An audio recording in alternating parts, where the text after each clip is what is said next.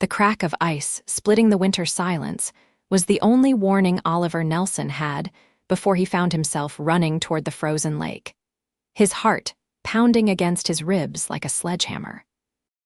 The desperate yelps of the small dog struggling in the frigid water propelled him forward, despite the voice in his head screaming about the thin ice and the single-father responsibilities waiting for him at home.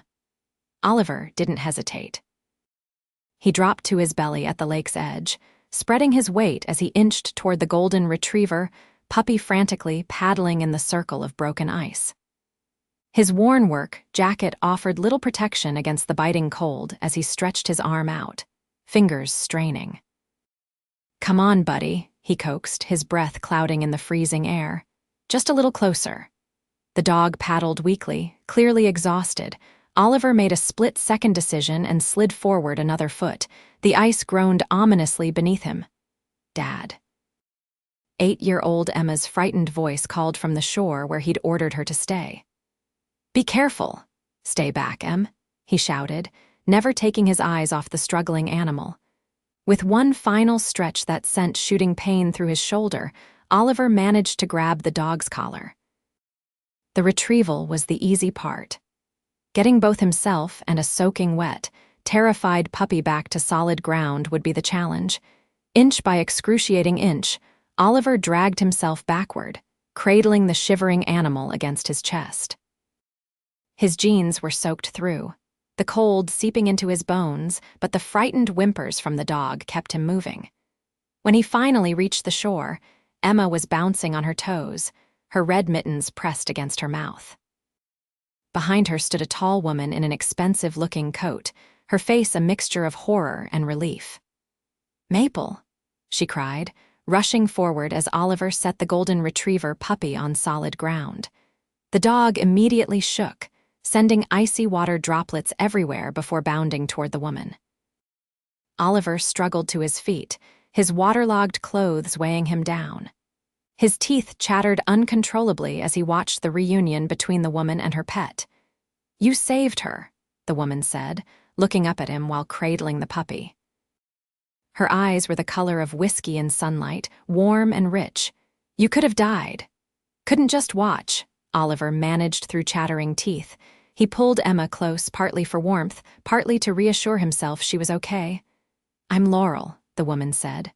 "Laurel Vance. And this little escape artist is Maple." "Oliver Nelson," he replied, extending a dripping hand before thinking better of it and shoving it into his pocket. "And my daughter, Emma." Laurel Vance looked at his soaked clothes with concern. "You're freezing. My car's just up the path." "Let me give you a ride home, it's the least I can do." Oliver hesitated. His ancient pickup truck was parked in the lot by the lake entrance, but the thought of getting Emma and himself into a warm car immediately was tempting. Still, he wasn't used to accepting help, especially not from strangers in clothes that probably cost more than his monthly rent. "We're okay, thanks. Our truck's not far," he said, trying to stop his violent shivering. Laurel's expression turned stern. "You're going into hypothermia, I insist." She nodded toward a sleek black SUV visible through the trees. "Please." Emma tugged at his sleeve. "Dad, you're turning blue." He glanced down at his daughter's worried face and relented. "All right, thank you." As they trudged toward Laurel's vehicle, Oliver was acutely aware of his dripping clothes and the mud caking his boots. He'd spent the morning working a construction job before picking Emma up from school for their Friday afternoon tradition, a walk around Evergreen Lake, before getting pizza for dinner. Now, that simple tradition had turned into this unexpected encounter. Laurel opened the passenger door for him and the back door for Emma. The interior of the SUV was all leather and new car smell. Oliver hesitated again. "I'll ruin your seats," he said. Laurel rolled her eyes. "I'm more concerned about you getting pneumonia. Get in." Once inside, the blast of heat from the vents was almost painful against his frozen skin. Emma settled into the back seat, immediately petting Maple, who seemed to have recovered her energy enough to lick Emma's face enthusiastically. "Where to?" Laurel asked, sliding behind the wheel. Her perfume filled the small space, something subtle and expensive. Oliver gave her directions to their apartment complex on the edge of town. As Laurel drove, he noticed her discreet glances at his worn jeans, his calloused hands. Self-consciousness crept up his neck. "So," she said after a moment, "do you make a habit of diving into frozen lakes to rescue dogs?" Despite his discomfort, Oliver smiled.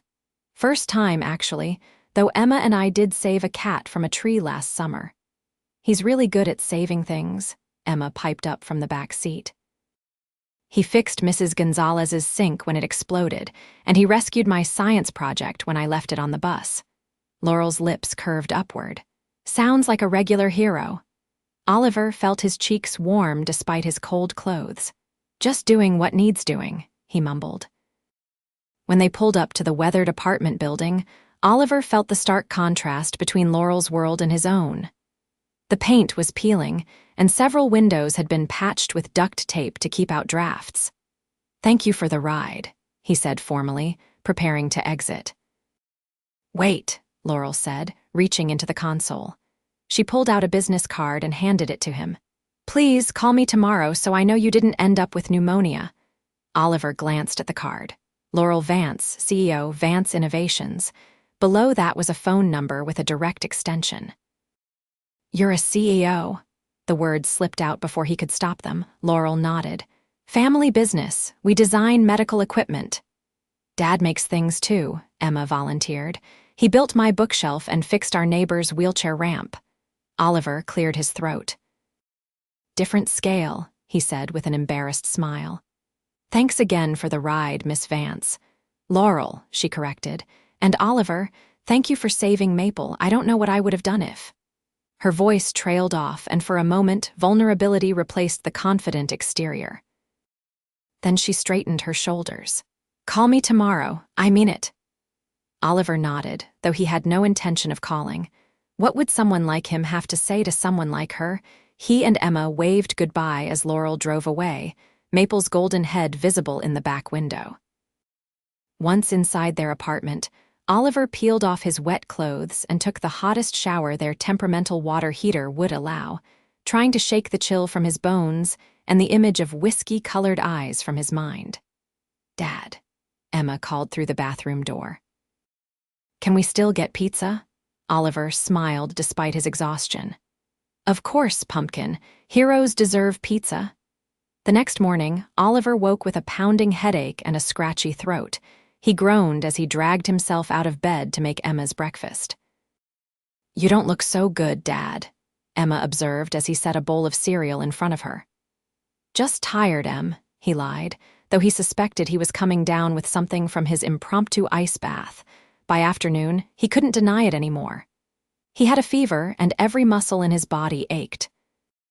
He called Mrs. Gonzalez next door, who was always happy to have Emma over to play with her granddaughter. Once Emma was safely occupied, Oliver collapsed on the couch, pulling their threadbare blanket over himself. His phone buzzed with a text from his foreman asking if he could work an extra shift on Monday. Despite feeling terrible, Oliver texted back immediately, "Yes." He couldn't afford to turn down work, not with rent due and Emma needing new winter boots. His gaze fell on Laurel Vance's business card, still sitting on the coffee table where he'd tossed it. He shouldn't call. What would be the point? She'd done her good deed, and they'd gone their separate ways. But as another wave of chills racked his body, Oliver remembered the genuine concern in her eyes. Before he could talk himself out of it, he picked up his phone and dialed. Laurel answered on the second ring. "Laurel Vance." "Hi, it's Oliver Nelson. From the lake yesterday." There was a pause. "The hero, I was beginning to think you wouldn't call." "You said to let you know I didn't get pneumonia," he said, then coughed. "That doesn't sound promising," she replied, concern evident in her voice. "It's just a cold," he lied, closing his eyes against a wave of dizziness. "Where's Emma?" The fact that she remembered his daughter's name caught him off guard. "With the neighbor." "And who's taking care of you?" Oliver laughed, then regretted it when it turned into another coughing fit. "I'm a grown man, Miss Vance." "Laurel," she corrected automatically. And even grown men need help sometimes. What's your address again? You don't need to address Oliver.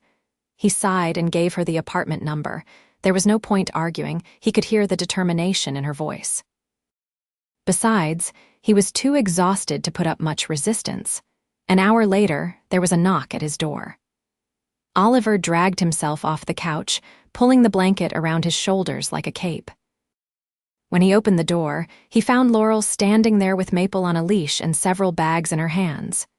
"You look awful," she said bluntly. "Thanks," he croaked. Laurel brushed past him into the apartment, Maple trotting happily at her heels.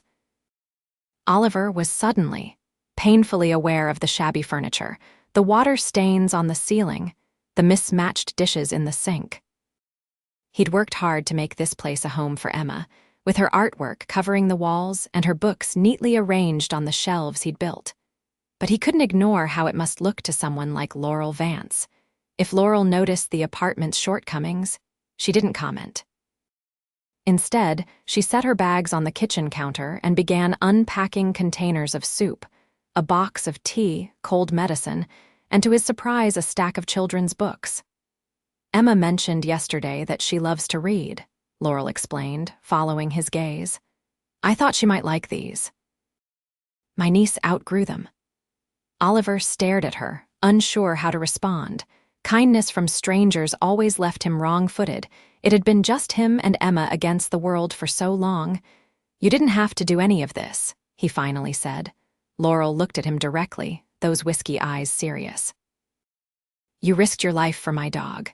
Chicken soup and cold medicine seem like the least I can do." Before Oliver could respond, Maple darted across the room and leaped onto the couch, turning in circles before settling on his abandoned blanket. "Maple," Laurel called, "get down from there." Oliver waved a hand dismissively. "It's fine. That couch has survived worse than dog hair." Laurel looked like she wanted to apologize, but instead turned back to the counter, opening a container of soup and pouring it into a pot she found after opening a few cupboards. The domesticity of the moment, a beautiful woman making soup in his kitchen while he stood uselessly by, seemed surreal. "You should lie down," Laurel said without turning around. "I'll bring this to you when it's hot." Too tired to argue, Oliver returned to the couch, nudging Maple to make room. The puppy immediately snuggled against his side, her warmth comforting against his chills. A few minutes later, Laurel brought over a steaming bowl of soup and a cup of tea. "It's my grandmother's recipe," she said, "guaranteed to cure anything." Oliver took a cautious sip and had to admit it was possibly the best soup he'd ever tasted. "Thank you," he said, suddenly feeling emotional in a way he blamed on the fever. "For all of this." Laurel sat in the armchair opposite him. "Tell me about Emma," she said. "She seems like a remarkable kid." The pride that always filled Oliver when he talked about his daughter pushed through his discomfort. "She is smart as a whip and kind, always thinking of others. She gets that from her mother." "Is Emma's mother?" Laurel let the question hang. "Gone," Oliver said simply. "Car accident when Emma was 3. It's been just a since then." "I'm sorry," Laurel said, and he could tell she meant it. "That must have been incredibly difficult." Oliver shrugged, uncomfortable with sympathy. "We manage. What about you? Married? Kids?" Laurel smiled wryly. "Married to my job, according to my mother. No kids, unless you count Maple here." She reached over to scratch the puppy's ears. "The company takes most of my time. My father started it, and when he passed away 2 years ago, I took over." "That sounds challenging." "It is, but rewarding too. Our equipment helps people, makes lives better." She paused. "What about you?" "Emma mentioned you work construction." "Among other things," Oliver said. "I do whatever work I can get: construction, handyman jobs, some carpentry when I can find clients." Laurel's gaze traveled to the bookshelves along one wall, clearly handcrafted with care. "You made those?" Oliver nodded. "And Emma's bed frame, the coffee table." He gestured around the room. "You're talented," she said, sounding genuinely impressed. Before he could respond, the front door burst open and Emma rushed in, followed by Mrs. Gonzalez. "Dad." Mrs. Gonzalez made cookies, and Emma stopped short when she saw Laurel, then broke into a huge smile at the sight of Maple. "You came back, Mrs. Gonzalez, a kind-faced woman in her 60s, looked curiously at Laurel. "Mrs. Gonzalez, this is Laurel Vance," Oliver introduced. "The owner of the dog Emma and I helped yesterday." "Nice to meet you," Laurel said, rising to shake the older woman's hand. "Mrs.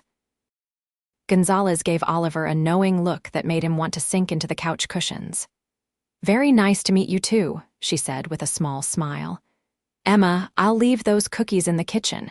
Oliver, feel better." After Mrs. Gonzalez left, Emma bounded over to Maple, who greeted her with enthusiastic licks. "Is Maple here for a playdate?" Laurel smiled. "Sort of. I wanted to check on your dad and bring you some books I thought you might like." Emma's eyes widened as she spotted the stack of books on the counter. "For me, all yours," Laurel confirmed. Emma threw her arms around Laurel in a spontaneous hug that clearly caught the CEO off guard. After a moment's hesitation, Laurel hugged her back, meeting Oliver's eyes over Emma's head with a soft expression that made his heart stutter despite his fever. The afternoon passed pleasantly, with Emma showing Laurel her rock collection and her science project, while Oliver drifted in and out of sleep on the couch. When he woke more fully, he found Laurel sitting on the floor with Emma, helping her build a fort for Maple out of couch cushions and blankets. The scene was so domestic, so natural, that for a moment, Oliver allowed himself to imagine this was their normal family spending Sunday afternoon together, laughing and building forts. The longing that accompanied the thought was sharp enough to take his breath away. "We should let your dad rest," Laurel said, checking her watch, "and I need to get Maple home for dinner." Emma's face fell. "But we just finished the fort." "Maybe another time," Laurel said, then glanced at Oliver as if seeking permission. "You're welcome anytime," he found himself saying, meaning it more than he'd expected to. Laurel gathered her things, instructing Oliver to finish the soup and take the cold medicine she'd brought. Emma walked them to the door, extracting a promise from Laurel that she would bring Maple to visit again. After they left, Emma climbed onto the couch next to Oliver. "I like her, Dad," she said simply. "She seems nice," Oliver agreed, trying to sound casual. Emma gave him a look far too knowing for an 8-year-old. "She looked at you the way Princess Tiana looked at Prince Naveen after he wasn't a frog anymore." Oliver laughed, then coughed. "I think you're reading too many fairy tales, Pumpkin," Emma shrugged. "I'm just saying." "She's pretty and she makes good soup and Maple likes her. That's important stuff." Oliver ruffled her hair. "Noted. Now, how about we order a pizza for dinner? Can we get the cheesy crust? Laurel said you need to eat when you're sick." "Did she now?" Oliver said, amused at how quickly his daughter had latched onto Laurel as an authority. "Well, if Laurel said so, I guess we have to." As Emma went to get the pizza menu from the kitchen drawer, Oliver found himself thinking about whiskey eyes and the smell of subtle perfume. It had been a long time since he'd allowed himself to think of any woman that way, not since losing Emma's mother. He'd been too focused on survival, on giving Emma the stability and love she needed. But for the first time in 5 years, Oliver Nelson found himself wondering what it might be like to let someone new into their carefully constructed world. 3 days later, Oliver was back at work, still not fully recovered, but unable to afford more time off. He was on a roofing job, hammering shingles in place when his phone vibrated in his pocket. Expecting it to be the school, Emma had seemed a little under the weather that morning. He quickly pulled it out. Instead, he found a text from Laurel. "How are you feeling? Maple misses her fort architect." Oliver stared at the phone, a smile spreading across his face despite his exhaustion. He'd saved her number, but hadn't expected to hear from her again. After all, what did they really have in common besides a chance encounter at a frozen lake? He typed back, "Better, thanks to your grandmother's soup." Back at work. Emma's been sleeping with those books under her pillow. The response came quickly. "Working already? You're stubborn. Emma has good taste in literature. Any chance you two are free for dinner Friday?" Maple insists. Oliver's hammer paused mid-swing. Was she asking them on a date? No, probably just being kind, feeling obligated after the lake incident. You don't need to thank us again, he typed. We're square. This time the response took longer. This isn't about being square, Oliver. I enjoyed spending time with you and Emma, but if you're not interested.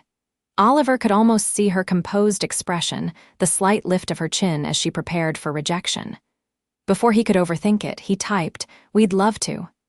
Emma has school until 3, perfect. I'll pick you both up at 6. Nothing fancy, I promise." Oliver slipped the phone back into his pocket, aware that he was grinning like a fool. His coworker, Damon, gave him a curious look. "Hot date?" Damon asked, hammering a shingle into place. "No," Oliver said quickly. "Just a friend." Damon raised an eyebrow but didn't push further, and Oliver returned to work, trying not to count the hours until Friday. When Friday finally arrived, Oliver found himself unusually nervous as he and Emma waited outside their apartment building.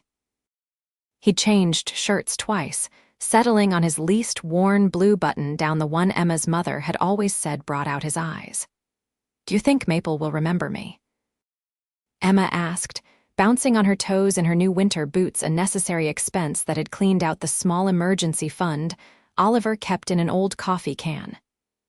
"I'm sure she will," Oliver assured her, checking his watch again. Right on time, Laurel's black SUV pulled up to the curb.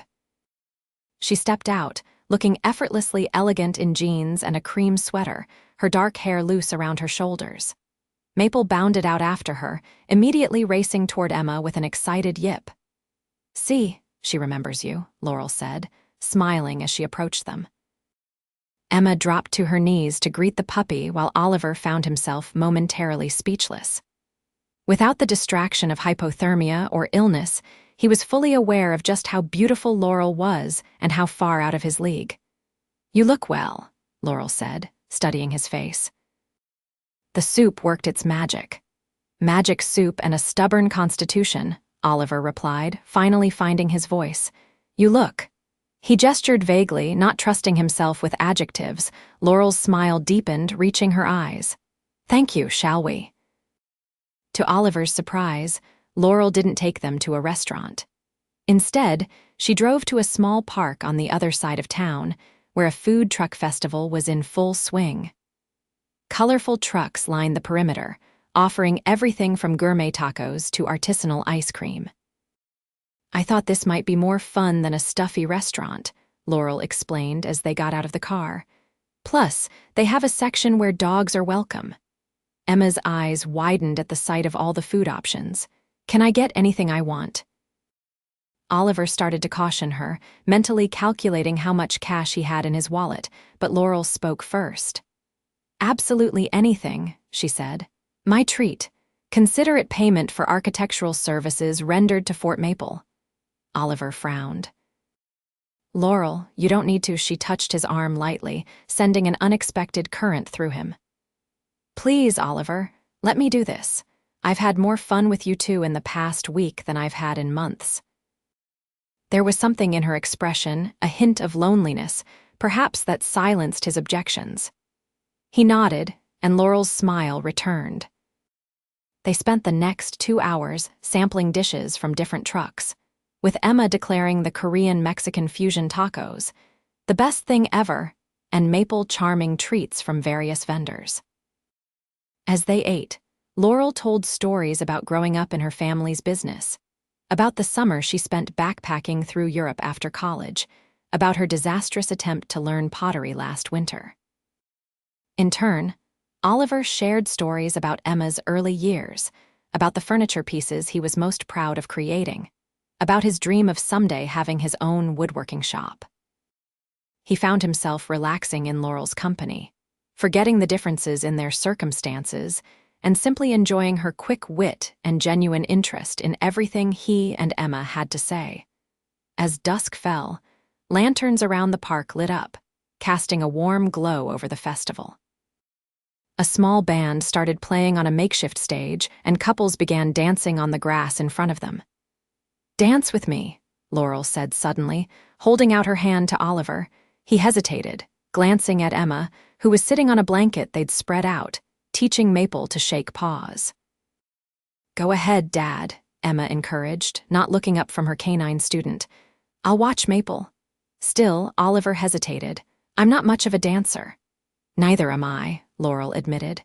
"My mother spent a fortune on lessons when I was young, but I have 2 left feet. We can be terrible together." The self-deprecating humor broke through his reserve, and Oliver took her hand, allowing her to lead him to the edge of the impromptu dance floor. The band was playing something slow and sweet, and Laurel stepped into his arms with natural grace that belied her claim of being a poor dancer. Oliver was acutely aware of her hand in his, of her other hand resting lightly on his shoulder, of the subtle scent of her perfume. They swayed more than danced, but it felt right somehow, as if they'd done this many times before. "Thank you for agreeing to come tonight," Laurel said, her voice low. "I was afraid you might say no." "Why would I say no?" Oliver asked. Laurel looked up at him, vulnerability flashing across her face. "People sometimes find my position intimidating. They see the CEO title and make assumptions." "Like what?" "That I'm cold, calculating, only interested in business and success." Oliver considered this as they moved to the music. "I don't see you that way," he said finally. "No," her eyes searched his. "No," he said firmly. "I see someone who makes incredible soup, who brings books to a child she barely knows, who builds blanket forts and dances terribly." Laurel laughed, the sound warming him more than the summer evening warranted. "You're not so bad yourself for a lake diving hero." The song ended, but neither moved to break apart. For a moment, Oliver thought Laurel might rise on her toes, might close the small distance between them. His heart pounded with anticipation. Then Emma's voice broke the spell. "Dad, Maple did all the tricks." They stepped apart, the moment passing, though something lingered in Laurel's eyes that made Oliver wonder what might have happened if they'd had just a few more seconds. As they walked back to where Emma waited, Laurel's hand brushed against his once, twice, a third time until Oliver took a chance and gently captured it in his own. Laurel's fingers interlaced with his, a simple connection that somehow felt monumental.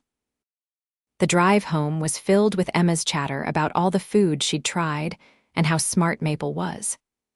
In the front seat, Oliver was conscious of Laurel's occasional glances in his direction, of the small smile that played at the corners of her mouth. When they reached the apartment building, Oliver expected a quick goodbye. Instead, Laurel turned off the engine. "I'll walk you up," she said, her tone making it clear this wasn't a request. Emma immediately asked if Maple could come too, and soon all 4 of them were climbing the stairs to the 3rd floor. Emma racing ahead with the puppy, while Oliver and Laurel followed at a more sedate pace. At the apartment door, Emma yawned widely, the excitement of the evening catching up with her. "Can Laurel tuck me in?" she asked, looking up at Oliver with pleading eyes. Oliver glanced at Laurel, who seemed both surprised and touched by the request. "If she wants to," he said carefully. "I'd be honored," Laurel replied, her voice slightly husky. While Emma changed into pajamas and brushed her teeth, Oliver and Laurel waited in the living room, a comfortable silence between them. Oliver was struck by how natural it felt to have her in his space, as if she belonged there somehow. When Emma emerged in her favorite unicorn pajamas, Laurel followed her to her bedroom, Maple trotting along behind them. Oliver stayed in the doorway, watching as Laurel sat on the edge of Emma's bed, listening intently as his daughter showed her the special way she arranged her stuffed animals each night. "Which book would you like?" Laurel asked, gesturing to the stack on Emma's nightstand. Emma selected one, and Laurel began to read, her voice shifting to create different characters, drawing Emma into the story. Oliver leaned against the doorframe, a lump forming in his throat at the sight of them together, at how easily Laurel had slipped into their lives. When the story ended, Emma was fighting to keep her eyes open. Laurel tucked the blankets around her and kissed her forehead gently. "Good night, Emma," she whispered. "Night, Laurel," Emma mumbled, already half asleep. Night, Dad. Sweet dreams, Pumpkin, Oliver said, stepping forward to kiss her cheek before following Laurel back to the living room, closing the bedroom door partway behind them. Maple curled up on the couch, apparently making herself at home, while Laurel turned to face Oliver, suddenly seeming uncertain. You're wonderful with her, Oliver said, breaking the silence. Laurel smiled, though it didn't quite reach her eyes. She makes it easy. She's an amazing kid, Oliver. The best thing I've ever done, he agreed. Laurel took a deep breath. I should go, it's getting late. Oliver nodded, though every part of him wanted to ask her to stay longer. Thank you for tonight. We had a great time. So did I, she said, and he could tell she meant it. He walked her to the door, Maple reluctantly leaving her couch spot to follow her owner. At the threshold, Laurel paused, turning back to him. Oliver, she began, then stopped, seeming to struggle with what to say next. Yes, he prompted gently. Instead of speaking, Laurel rose on her toes and pressed her lips to his cheek, lingering for a moment that sent warmth cascading through him. Good night, she whispered, then slipped out the door before he could respond. Oliver stood there, his hand rising to touch the spot where her lips had been, a smile spreading across his face despite his best efforts to contain it. Good night, Laurel, he said to the empty hallway, already wondering when he'd see her again. The answer came sooner than he expected. The next morning, as he and Emma were preparing for her Saturday soccer practice, his phone chimed with a text from Laurel. Maple is depressed. Apparently, one fort building session wasn't enough. Any chance you two are free this afternoon? Oliver showed the message to Emma, whose face lit up. Can we, Dad, please? Don't you have a playdate with Zoe after soccer? He reminded her. Emma's enthusiasm dimmed momentarily, then rebounded. We could invite Laurel and Maple to come to the park with us. Zoe loves dogs, and her mom wouldn't mind. Oliver considered this. A park playdate seemed innocent enough, and the thought of seeing Laurel again sent a now familiar warmth through him. Emma has soccer until noon, then a playdate at Riverfront Park, he texted back. You're welcome to join us there if you'd like. Laurel's response was immediate. We'll be there. Maple will bring her ball. Soccer practice went well, with Emma scoring 2 goals in their scrimmage game. As Oliver cheered from the sidelines, he found himself scanning the field's perimeter, wondering if Laurel might have come early. The disappointment he felt when she wasn't there surprised him with its intensity. After practice, they headed to Riverfront Park, where Emma quickly found her friend Zoe. The girls raced off to the playground, leaving Oliver chatting with Zoe's mother, Teresa, a friendly woman he knew from school events. Emma seems extra excited today, Teresa observed as they claimed a bench near the playground. She's looking forward to seeing a puppy, Oliver explained. A friend is bringing her golden retriever. As if on cue, he spotted Laurel entering the park, Maple prancing beside her on a leash. She waved when she saw him, and Oliver felt his heart rate increase embarrassingly. That must be them, Teresa said, following his gaze. She gave him a curious look. Your friend is Laurel Vance, Oliver nodded, suddenly remembering that Teresa worked in the medical field. You know her. Of her, Teresa clarified. Vance Innovations supplies equipment to my hospital. She's kind of a big deal in the industry. Before Oliver could respond, Laurel reached them, Maple straining at the leash as she spotted Emma running toward her from the playground. Hi, Laurel said, slightly breathless, as if she'd hurried across the park. Hi, Oliver replied, feeling ridiculously like a teenager again. Laurel, this is Teresa Martinez, Zoe's mom. Teresa, Laurel Vance. The women shook hands, exchanging pleasantries while Emma and Zoe fawned over Maple. Oliver couldn't help noticing how Laurel seemed to light up around the children. Her formal business persona nowhere in evidence as she showed the girls how to throw Maple's ball to make it bounce unpredictably. As the afternoon progressed, Oliver found himself constantly aware of Laurel's presence, her laugh when Maple did something silly, the graceful way she moved, how the sunlight caught in her hair. Several times, He looked up to find her watching him with an expression that made his stomach flip. When Zoe and her mother had to leave for a birthday party, Laurel suggested they take Maple to the dog park section of the larger park. She needs to burn off some energy, she explained, as Maple zoomed circles around Emma. The dog park was busy with weekend visitors, but they found a relatively quiet corner where Maple could chase her ball without bothering other dogs. Emma threw the ball again and again, delighting in the puppy's boundless enthusiasm. "She's going to sleep well tonight," Laurel commented, standing close enough to Oliver that their shoulders occasionally brushed. "Emma too," Oliver said with a chuckle. "Nothing like fresh air and puppies to wear out a kid." Laurel nodded, watching Emma with a soft expression. "She's lucky to have you, Oliver. You're an amazing father." The compliment warmed him. "I'm the lucky one. She makes it easy to be a good dad." Laurel hesitated, then asked quietly, "Do you ever think about having more children?" The question caught Oliver off guard. "I haven't really thought about it," he admitted. "It's been just Emma and me for so long, and it would take the right person." He trailed off, suddenly aware of the implication in his words in the way Laurel was looking at him. "The right person," she repeated softly. Oliver cleared his throat. "What about you? Do you want children someday?" Laurel looked away, watching as Emma threw the ball for Maple again. "I always thought I would, but then the company became my focus and relationships seemed complicated."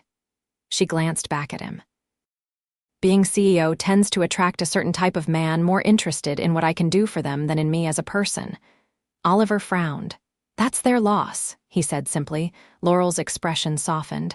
"That's a very sweet thing to say." "Not sweet, just true."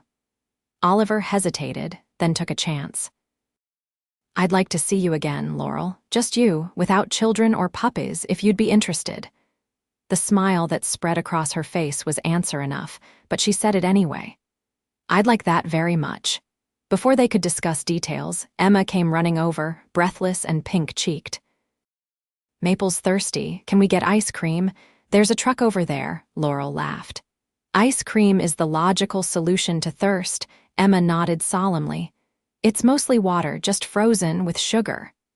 "Can't argue with that logic," Oliver said with a grin. "Lead the way, scientist." As they followed Emma toward the ice cream truck, Laurel's hand found his, their fingers intertwining naturally.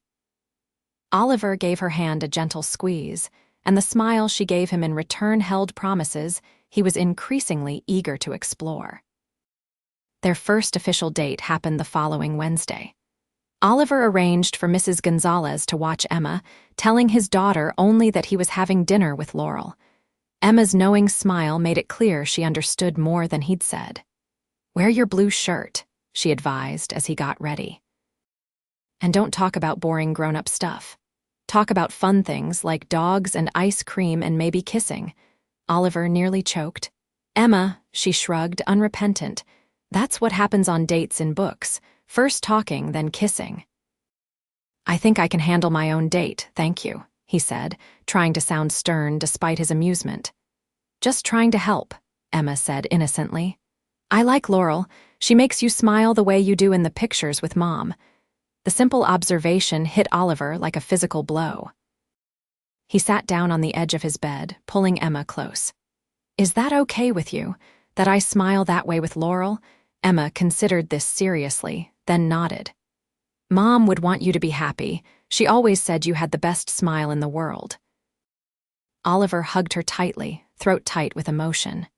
"You're pretty amazing, you know that?" Emma pulled back, patting his cheek. "I know, now hurry up, or you'll be late." Oliver had suggested meeting at a restaurant downtown, nothing too fancy, but nicer than his usual haunts. When he arrived, Laurel was already seated at a table near the window, looking stunning in a simple black dress that made his carefully chosen outfit seem woefully inadequate. "You look beautiful," he said as he sat down across from her. Laurel's smile was warm. "Thank you. You clean up pretty well yourself." The initial nervousness faded quickly as they fell into easy conversation. Oliver found himself telling Laurel about his dreams for a woodworking business, about the pieces he created late at night when Emma was asleep. "I'd love to see your work sometime," Laurel said, genuine interest in her voice. "It's nothing professional," Oliver demurred. "Just a hobby, really." "From what Emma's told me, and from what I saw in your apartment, it's more than a hobby. You have real talent, Oliver." The compliment made him uncomfortable, unused as he was to praise. "It's just something I enjoy, not practical as a career with a child to support." Laurel studied him over her wine glass. "What if it could be practical? Have you ever looked into what it would take to start your own business?" Oliver shrugged. "Startup capital I don't have, for one thing. A workshop, tools, marketing. It's a pipe dream." "Dreams are important," Laurel said seriously. "Sometimes they just need a little help becoming reality." Before Oliver could respond, their food arrived, perfectly cooked steaks that momentarily distracted from the conversation. As they ate, Laurel told him about her current project at work, a new type of portable dialysis machine that could give patients more freedom. "The technology exists, but making it affordable and accessible is the challenge," she explained, her eyes lighting up as she described the potential impact. "You really love what you do, don't you?" Oliver observed. Laurel nodded. "I do. It's stressful and overwhelming sometimes, but knowing our work makes a difference. It's worth it." "I admire that," Oliver said, "having purpose beyond just making money." "What about you?" Laurel asked. "Besides Emma and woodworking, what drives you?" Oliver considered the question. "Honestly, for a long time, it's just been about survival, making sure Emma has what she needs, keeping a roof over our heads. There hasn't been much room for bigger purposes." Instead of the pity he half expected, Laurel's expression showed understanding. "That's its own kind of purpose, Oliver. And a noble one." The simple validation meant more than he could express. The rest of dinner passed pleasantly, with conversation flowing easily between serious topics and lighter moments. By the time they finished dessert, a chocolate cake they shared, their forks occasionally battling for the best bites, Oliver felt as if he'd known Laurel for years rather than weeks. Outside the restaurant, the spring night was surprisingly mild. "Would you like to walk for a bit?" Oliver suggested, reluctant for the evening to end. Laurel nodded, and they strolled toward the river that ran through downtown, their hands finding each other naturally. The riverside path was lit with decorative lanterns, creating pools of golden light along their way. "I've had a wonderful time tonight," Laurel said as they paused at a railing overlooking the water. "So have I," Oliver replied, turning to face her. "I'd like to do it again, often if possible." Laurel smiled, stepping closer to him. "I was hoping you'd say that." In the lamplight, her eyes were more gold than amber, filled with an invitation Oliver couldn't resist. He leaned down slowly, giving her time to pull away if he'd misread the situation. Instead, Laurel rose to meet him, her lips soft against his. The kiss was gentle at first, almost tentative, but deepened as Laurel's arms wrapped around his neck. Oliver pulled her closer, lost in the sensation of her mouth on his, in the way their bodies fit together perfectly. When they finally broke apart, both slightly breathless, Laurel stayed in the circle of his arms. "Wow," she whispered. "Yeah," Oliver agreed eloquently, making her laugh. "Emma told me to talk about fun things like kissing," he admitted, brushing a strand of hair from Laurel's face. Laurel's eyebrows rose. "Did she now? And here I thought this was all your idea." "The kid's smarter than I am," Oliver said with a grin. "Clearly I should listen to her more often." "Clearly," Laurel agreed, pulling him down for another kiss that left them both smiling like teenagers when they separated. The next few weeks passed in a whirlwind of dates and family outings. Laurel joined them for pizza nights and playground visits. Oliver accompanied her to a charity gala where he felt completely out of place, until Laurel introduced him simply as the man who saved Maple, which made him a minor celebrity among the attendees. Emma and Maple became inseparable, with the puppy often staying at their apartment when Laurel had late meetings. Oliver found himself looking forward to those evenings, when Laurel would come by afterward, tired but smiling, sometimes falling asleep on his couch while he made her tea. It was during one of these nights, with Emma already in bed and Maple snoring softly on the rug, that Laurel broached a subject that had been hovering unspoken between them. "I've been thinking about your woodworking," she said, curled against his side on the couch. Oliver glanced down at her. "What about it? I know someone with a space that would be perfect for a workshop. It's just sitting empty, and they'd be willing to lease it for a very reasonable rate." Oliver tensed slightly. "Laurel, just hear me out," she said, sitting up to face him. "This isn't charity, Oliver. It's an opportunity. You have remarkable talent. I've seen the pieces you've made, and they're beautiful. There's a market for handcrafted furniture like yours. How would I even start something like that? I have no business experience, no capital, but I do," Laurel said simply. "I could help with the business plan, with marketing strategies. As for capital," she hesitated. "There are small business grants you could apply for. I have connections who could guide you through that process." Oliver shook his head, uncomfortable with the direction of the conversation. "I can't take advantage of your connections, Laurel." "It's not taking advantage if I'm offering," she countered. "Besides, this is as much about me being selfish as it is about helping you." "Selfish? How?" Laurel took his hands in hers. "Because I'm falling in love with you, Oliver Nelson. And I want to see you happy, doing what you love, not just surviving from paycheck to paycheck." The declaration stunned him into silence. They hadn't said those words to each other yet, though the feeling had been growing stronger with each passing day. "You're falling in love with me."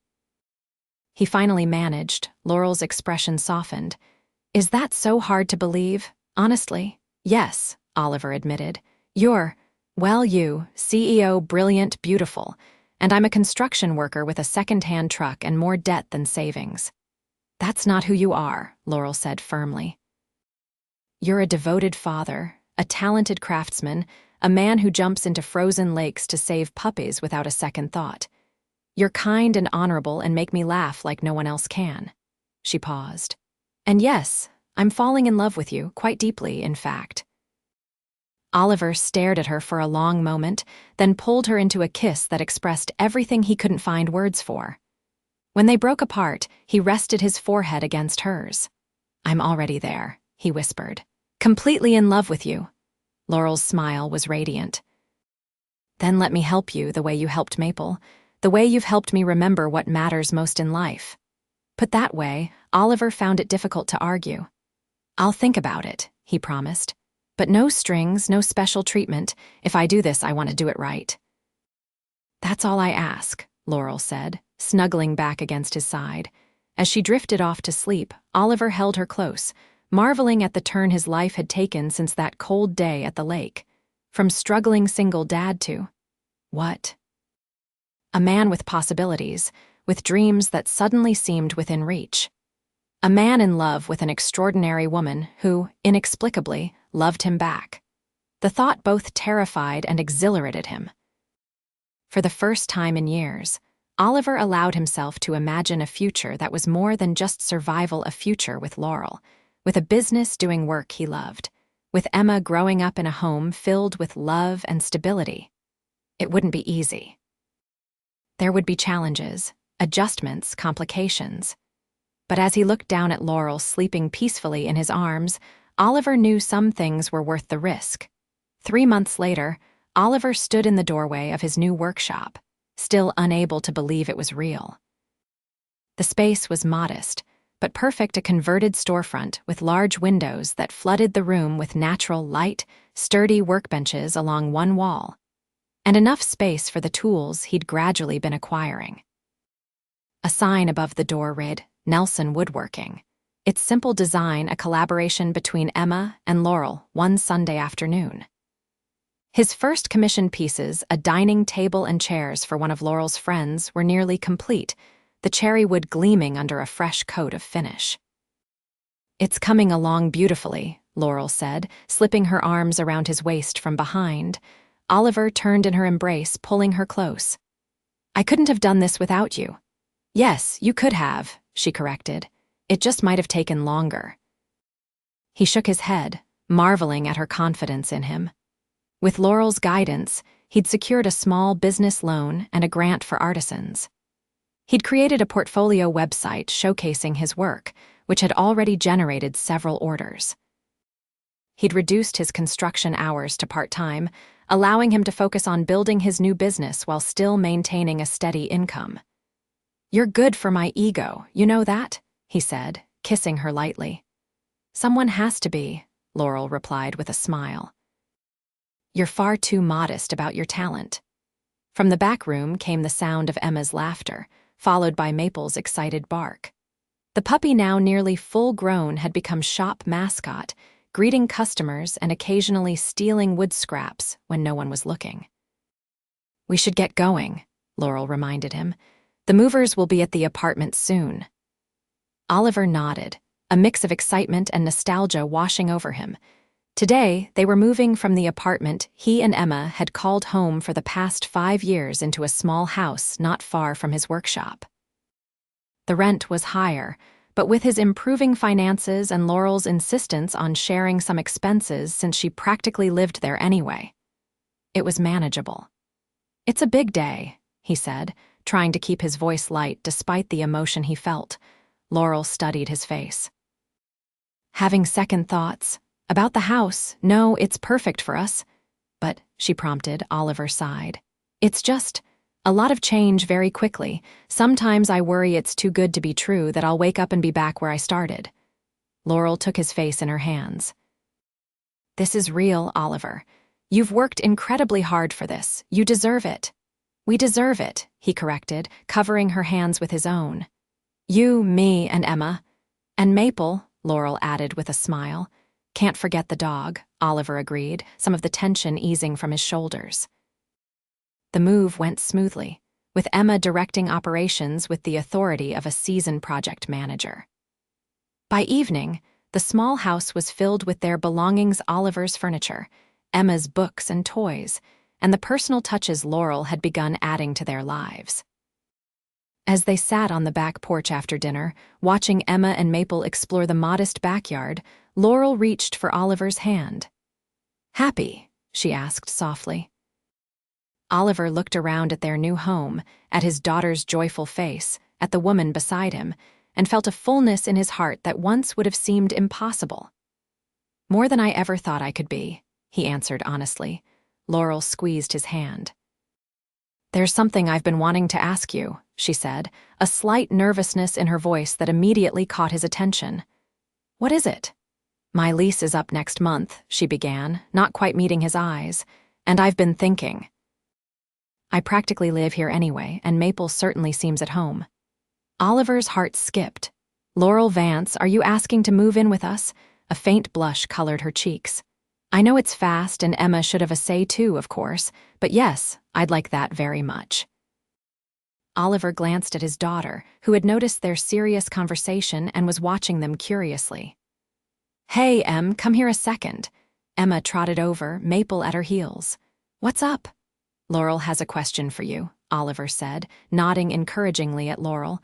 Laurel took a deep breath. "Emma, I was wondering how you would feel if Maple and I came to live here with you and your dad. All the time, not just some nights." Emma's face lit up like Christmas morning. "For real? You'd be here every day," Laurel nodded. "For real, but only if you're okay with it." "Would you help me with homework and make pancakes on Saturdays and read bedtime stories?" Emma asked, clearly thinking through the practical implications. "Whenever you want," Laurel promised. Emma turned to Oliver. "Dad, can they please live with us, please?" Oliver pretended to consider it seriously. "I don't know, that's a lot of pancakes." "Dad," Emma protested. He laughed, pulling her into a hug. "Of course they can live with us. Nothing would make me happier." Emma squealed with delight, throwing her arms around Laurel. "We're going to be a family." Over Emma's head, Laurel's eyes met Oliver's, filled with so much love it took his breath away. "Yes," she said softly, "we are." That night, after Emma was asleep and Maple was curled at the foot of her bed, Oliver and Laurel lay together in their new bedroom, talking quietly about the future. "There's something else I've been thinking about," Laurel said, tracing patterns on Oliver's chest. "The foundation connected to my company has a scholarship program for children of employees. It covers college expenses completely. Oliver propped himself up on one elbow. Laurel, we've talked about this. I don't want special treatment because of our relationship. It's not special treatment, she insisted. I'm offering you a job. A job, Oliver repeated, confused. Doing what? Designing furniture for our medical facilities, Laurel explained. Custom pieces that are both beautiful and functional for patients with specific needs. It would be contract work, so you could still build your own business, but it would provide steady income and make Emma eligible for the scholarship program. Oliver was speechless. The idea was ingenious, combining his woodworking skills with Laurel's medical technology expertise to create something unique. Think about it, Laurel urged. Your craftsmanship with our understanding of patient needs could make a real difference. Plus, Emma's future would be secure. You've thought this through, haven't you? Oliver said, amazed once again by the woman beside him. I'm a CEO, Laurel reminded him with a smile. Planning is what I do. Oliver pulled her close, overwhelmed by the gift she was offering, not just financial security, but a way to use his skills for something meaningful, a way to provide for Emma without compromising his integrity. Thank you, he whispered against her hair. For believing in me, for loving us. Loving you is the easiest thing I've ever done, Laurel replied, her voice thick with emotion. And the most rewarding. 6 months later, on a crisp autumn day, Oliver stood at the edge of Evergreen Lake, the same spot where he'd dived in to rescue Maple nearly a year before. The lake was still liquid now, reflecting the brilliant fall colors of the surrounding trees. A small gathering of friends and family stood nearby, including Mrs. Gonzalez, Teresa and Zoe, Oliver's co-workers from his construction days, and Laurel's mother and colleagues. Emma, dressed in a pretty blue dress that matched her eyes, stood next to him, holding a ribbon-decorated leash attached to Maple, who had been bathed and groomed for the occasion. The dog sat surprisingly still, perhaps sensing the importance of the moment. Nervous. Emma whispered, looking up at her father. Oliver adjusted his tie, a new one bought specially for today. A little, he admitted, but the good kind of nervous. She loves you, Emma said confidently. And me, and Maple. That she does, Oliver agreed, smiling at his daughter's simple wisdom. A murmur went through the gathered guests as Laurel appeared at the path leading to the lake. She wore a simple ivory dress that fluttered slightly in the breeze, her dark hair adorned with small flowers. She carried a bouquet of wildflowers similar to those Emma had gathered on their first walk around this lake together. Oliver's breath caught in his throat as she approached, her eyes never leaving his. The past year had brought changes he could never have imagined. That winter day, a new home, a thriving business, a blended family that worked surprisingly well despite the occasional adjustment period. The biggest change, though, was in himself. Laurel had helped him see beyond mere survival to possibility, had helped him believe he deserved happiness, success, love. As Laurel reached him, Oliver took her hands in his, too full of emotion to speak for a moment. Ready? The minister asked quietly. Oliver looked at Laurel, at Emma, at Maple sitting patiently beside them, and nodded. More than ready. The ceremony was simple and heartfelt. They had written their own vows, promises that acknowledged both the unexpected way they had found each other and the deliberate choices they had made since to build a life together. When the minister pronounced them husband and wife, Oliver kissed Laurel as their friends and family applauded. Emma whooped with joy, and Maple barked her approval, causing laughter to ripple through the gathering. At the small reception held at their home afterward, Oliver found a moment alone with Laurel in the kitchen as she prepared to bring out the wedding cake homemade by Mrs. Gonzalez, who had insisted it was her gift to them. Happy, Mrs. Nelson? He asked, wrapping his arms around her from behind. Laurel leaned back against him. Blissfully so, Mr. Nelson. Through the window, they could see Emma showing Maple to some of the younger guests, the dog patiently allowing little hands to pet her golden coat. She's going to be an amazing big sister, Laurel said softly. Oliver's hands moved instinctively to rest on Laurel's still flat stomach. They had only learned of the pregnancy 2 weeks ago and had shared the news with Emma just that morning. Their daughter's excitement had been everything they hoped for, with immediate plans for decorating the baby's room and teaching it all her best games. "Our family," Oliver marveled, the words still sounding like a miracle to him. Laurel turned in his arms. "From a frozen lake to forever. Who would have thought?" "I'd jump into that lake 100 times over if it led me to you," Oliver said seriously. "Let's not test that theory," Laurel replied with a laugh. "Once was quite enough, thank you." Oliver kissed her, still amazed that this extraordinary woman had chosen him, had seen past his struggles to the man he could become with just a little help, a little belief. As they rejoined their guests, Emma ran up to them, Maple bounding alongside her. "Can we tell everybody about the baby now?" she asked eagerly. Oliver exchanged a glance with Laurel, who nodded, her eyes shining with happiness. "Yes," he said, pulling Emma into a hug. "Let's tell everyone our good news." Hand in hand, the three of them, 4, counting Maple, as Emma would insist, stepped forward to share their joy with the people who had supported them, the people who had witnessed their journey from an unexpected rescue to a family built on love, trust, and the courage to dive in when it mattered most. And as Oliver looked at his wife, his daughter, and the future growing within Laurel, he knew with absolute certainty that some risks were worth taking, some frozen lakes worth diving into, for the warmth and love waiting on the other side.